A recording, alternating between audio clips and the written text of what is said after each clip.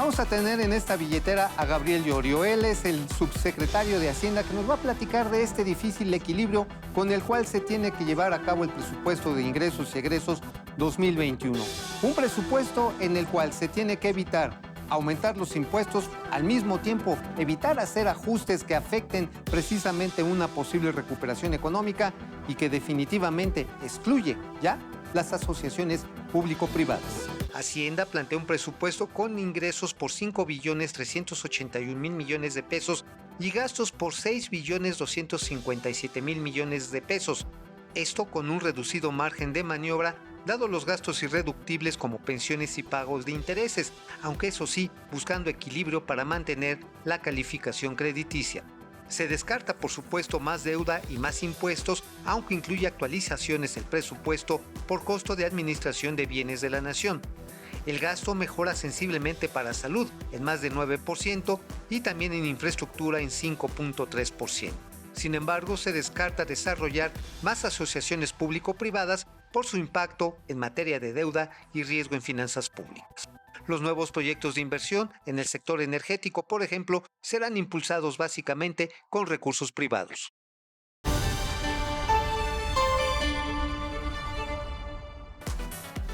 Es un placer para nosotros recibir en esta billetera al subsecretario Gabriel Llorio. Él es subsecretario de Hacienda y Crédito Público.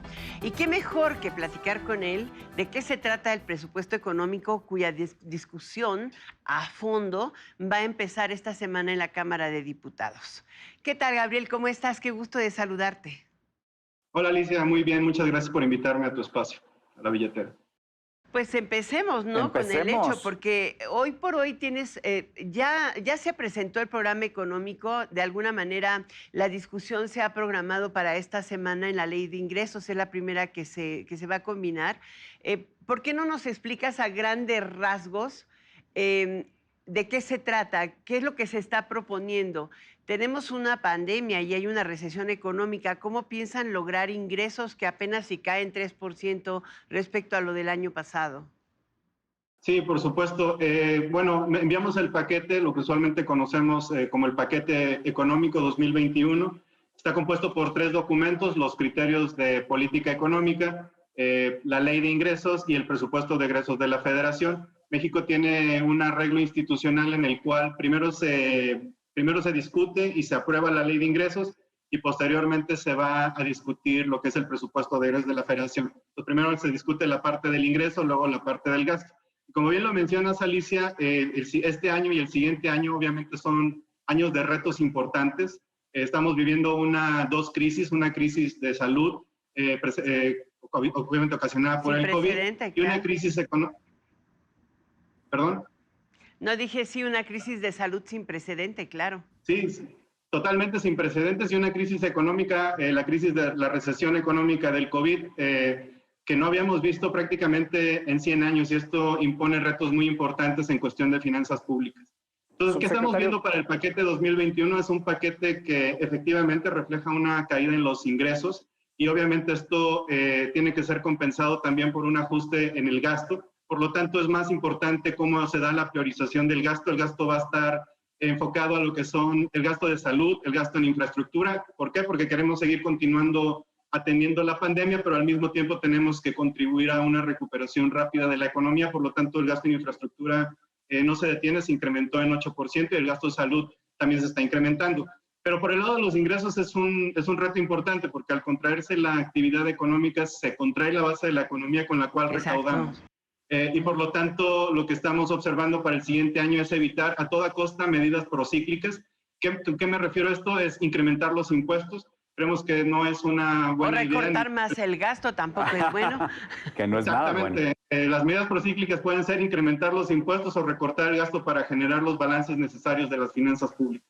Y es lo que estamos tratando de evitar a toda costa. Entonces, el siguiente año no se incrementan los impuestos, solo se actualizan por inflación. Y algunos conceptos se actualizan por el costo en el que incurre el gobierno de administrarlos.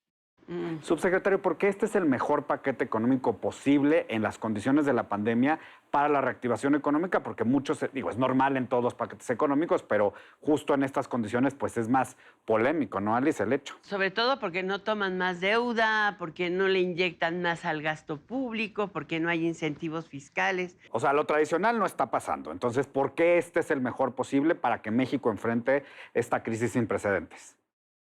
No, yo diría, y un poquito sería repetir lo mismo, evitamos que ser procíclicos, ¿no? Con todo lo que se está viviendo, creo que una de las decisiones que más imputaría costos a la economía sería incrementar los impuestos. Eso prácticamente nos resta espacio por el lado del ingreso.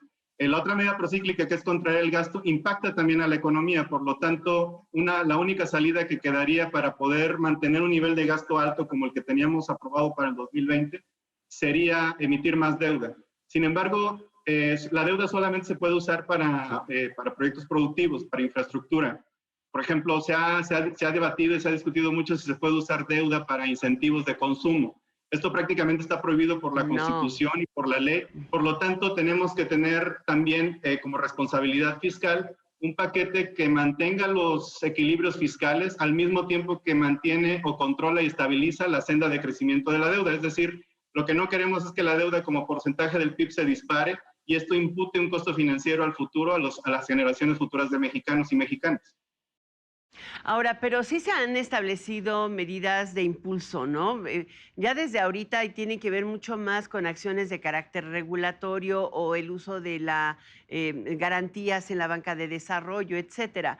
¿Esto se va a prolongar en el 2021? No, totalmente tenemos que continuar viendo cómo podemos contribuir a una recuperación rápida. No todo se puede desde el punto de vista, no todo se puede hacer desde el punto de vista del presupuesto. México es un país que su gasto representa 23% del PIB, recaudamos solamente de ingresos tributarios alrededor del 15% del PIB. Entonces no tenemos mucho margen fiscal para poder absorber en el gasto todos los incentivos que se puedan dar a una economía.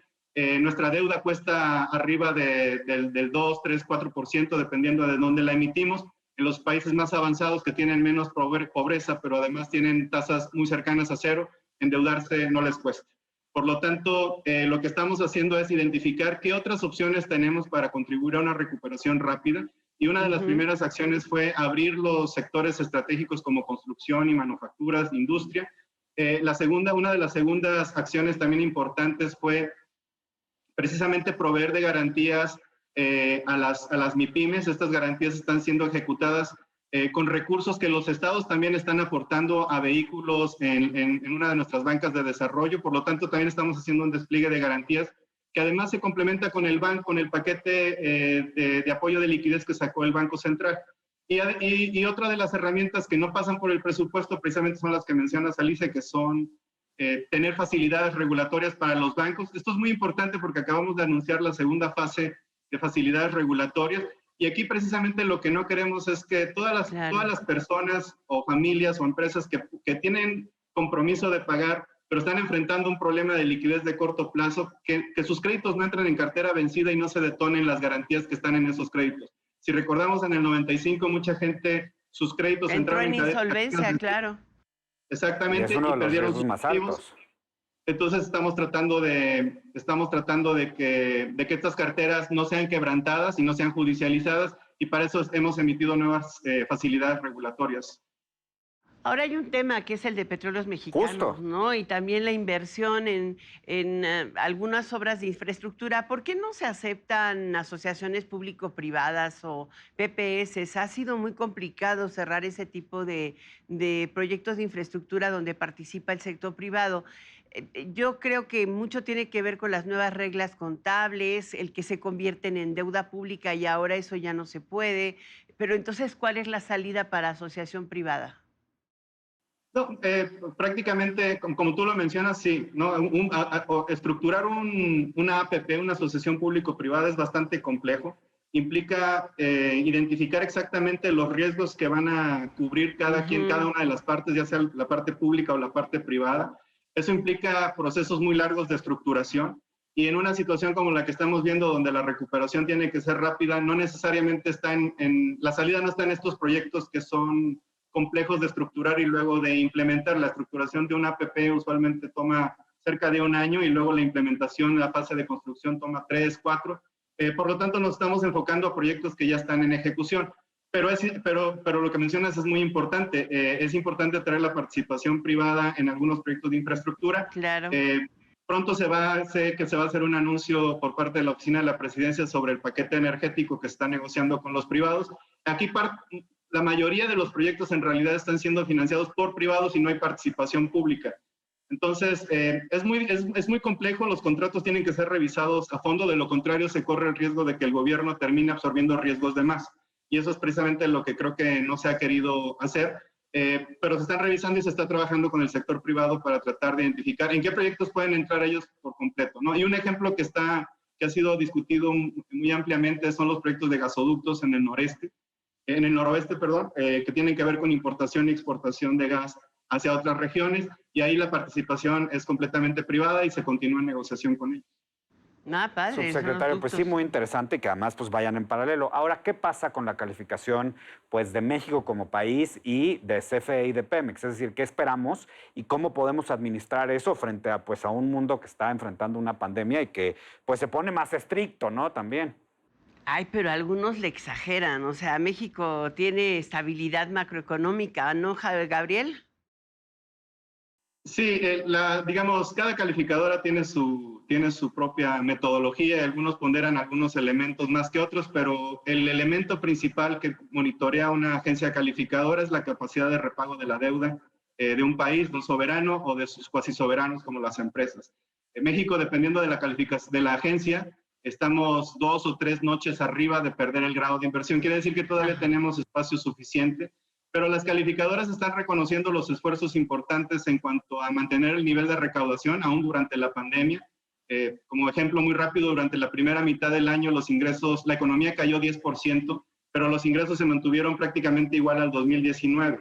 Y esto es lo que le da fortaleza fiscal a México como soberano, lo están reconociendo las agencias calificadoras y nosotros estamos en contacto con ellas todo el tiempo intercambiando información. La deuda no se ha incrementado, quiere decir que nuestra capacidad de pago no se ha visto afectada. En este momento no se prevé ajustes en la calificación, pero también las calificadoras no nos avisan, sesionan y pueden tomar una decisión. Donde estamos más cerca de un nivel más bajo de calificación crediticia, tenemos una perspectiva estable. Esto es muy importante porque le pone un piso a cualquier acción. Quiere decir que en el corto plazo no se prevé una acción adicional sobre esa calificadora en esa agencia. Pues es importante eso porque finalmente hay mucho run de que si a finales de este año, en el 2021, pudiera venir una baja de calificación. Lo cierto es que, digamos, la deuda pública se ha incrementado en relación al PIB porque el PIB ha caído, no necesariamente porque ustedes se han endeudado de más en Hacienda, ¿o sí? No, de ninguna manera. Y esto está por ley, en la ley de responsabilidad hacendaria y la ley de ingresos indican exactamente cuántos son los techos de endeudamiento, tanto en el programa interno como en el programa externo. La deuda de México está en su mayoría casi el 78 y 80% está en pesos. Y no podemos rebasar esos techos, están por ley. Por lo tanto, como bien mencionas, efectivamente el nivel de deuda con respecto al PIB, el ratio, se ha incrementado por 2 efectos. Una es la caída de la economía, el Producto Interno Bruto cae.